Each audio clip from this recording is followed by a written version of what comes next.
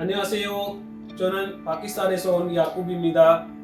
지금 아내와 두 아이와 함께 구미에 살고 있습니다. Basically तो मैं आया था हायर एजुकेशन के लिए, जिसमें मेरा प्रोग्राम था कोरियन गवर्नमेंट के स्कॉलरशिप पे पीएचडी प्रोग्राम था। उसमें मैंने 1 साल क्वांगजू में अपनी लैंग्वेज स्टडी की। उसके बाद 3 साल यहाँ कुमोकोंगडे में पीएचडी कंप्लीट की। बट इस ड्यूरेशन में मैंने कोरिया का जो सिस्टम था, जब उसको ऑब्जर्व किया, देखा, यहाँ पे रहा 4 साल, तो उसके बाद मुझे लगा कि यहाँ पे सिस्टम इस काबिल है कि मुझे यहाँ पे लॉन्ग टर्म स्टे करना चाहिए। तो अभी तक यहाँ पे ही हूँ। स्टार्ट में बड़ा प्रॉब्लम था, जुबान नहीं आती थी और इवन फूड का भी बड़ा इशू था। शुरू में पहले तकरीबन कोई 6 से 8 माह जो थे, बहुत ज़्यादा प्रॉब्लम रही उसमें। कोई फ्रेंड्स भी नहीं थे, लोकल लोगों से भी इतनी इंटरेक्शन नहीं थी। तो मेन इशूज जो थे हमारे, वो लैंग्वेज का था और फूड का था। फिर आहिस्ता आहिस्ता जैसे जैसे फ्रेंड्स बन गए, ज़ुबान भी थोड़ी आ गई, उसके बाद हलाल फूड की भी अवेलेबिलिटी हो गई मार्केट में। तो देन ऑनवर्ड चीज़ें थोड़ा इजी हो गई मेरे लिए, अल्हम्दुलिल्लाह।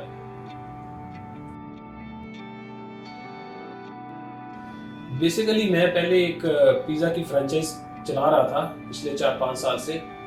तो उसमें प्रॉब्लम ये थी हमारी कि वो फ्रेंचाइज जो थी वो अभी ख़त्म हो गई। और फिर उसके बाद मैंने सर्च शुरू की कि किसी और फ्रेंचाइज की ब्रांच जो है वो यहाँ पे ओपन करूँ। तो डिफरेंट मैंने ट्राई की। उनमें सबसे ज़्यादा हमारा जो प्रीवियस एक्सपीरियंस था, उसमें हमें प्रॉब्लम होती थी डो की। तो फिर मैंने अमेरिकन पिज़्ज़ा, जब इसको सर्च किया, इसको थोड़ा स्टडी किया, और उसके बाद फिर जो कंपनी के सीईओ हैं उनसे जब मेरी बात हुई, तो वो काफ़ी कोऑपरेटिव रहे इस मामले में। तो उसके बाद फिर मैंने विजिट किया जो लोकल हमारे सराउंडिंग में इधर इनकी फ्रेंचाइज थी, उसको टेस्ट भी किया। देन मैंने डिसाइड किया कि चूँकि अभी जो है वो सिंगल पॉपुलेशन जो है वो बढ़ रही है, तो मैंने स्विच करने का फैसला किया। और देन मैंने डिसाइड किया कि मैं अमेरिकन पिज़्ज़ा की फ्रेंचाइज यहाँ गुमी में स्टार्ट करूँ।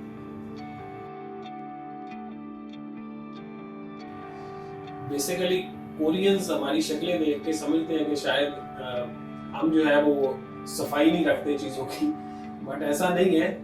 असल में हम सुबह स्टार्ट जब करना होता है, उससे पहले सारी चीज़ों को अरेंज करते हैं, वॉश करते हैं। यूज़ करने के बाद जब भी ऑर्डर नहीं होते, उस टाइम में जो चीज़ें यूज़ हुई हैं उनको दोबारा वॉश करके रखते हैं। उसके बाद जब शाम को क्लोज करते हैं, तो रोलर से स्टार्ट करके पैंस तक, कटर तक, हर चीज़ जो है उसको वॉश करके रख के जाते हैं, ताकि नेक्स्ट डे मॉर्निंग में हमें प्रॉब्लम ना हो।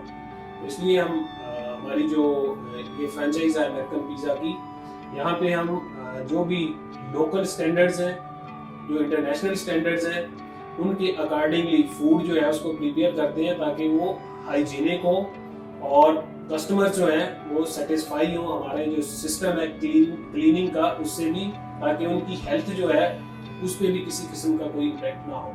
इसलिए हम बहुत ज़्यादा ख्याल करते हैं सफाई सुथराई का। बस ये भी शुरू में जब स्टार्ट किया, तो उस टाइम पे तो भूमि में कोई नामो निशान नहीं था किसी भी हलाल फूड का। तो उस वक्त ज़ाहिर है फैमिली भी साथ थी।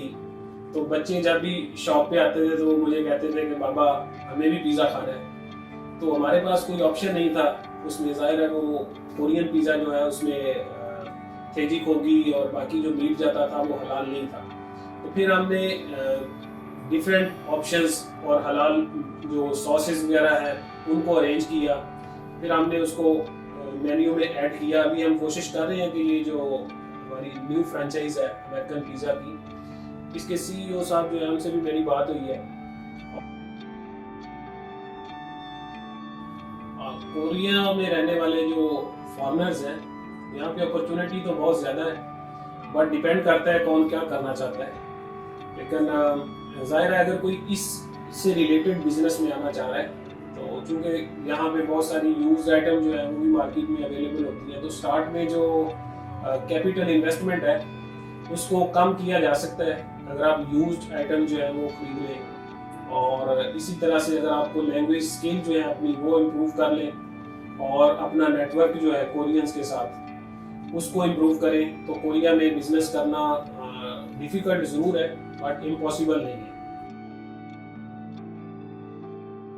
आप प्लान तो है एक्सपेंड करें इस बिजनेस को और भी फ्रेंचाइजेज ओपन करें, और जिस तरह से कोऑपरेशन है हमारे साथ अमेरिकन पिज़्ज़ा की सपोर्ट है, उनकी सपोर्ट के साथ दूसरी फ्रेंचाइजेज भी ओपन करेंगे अपनी सिटी में भी।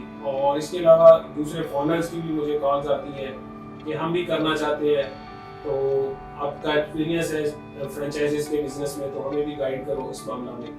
तो इंशाल्लाह हम इस बिजनेस को और आगे लेके जाएंगे और मिलके ग्रो करेंगे। Hope for best, fighting.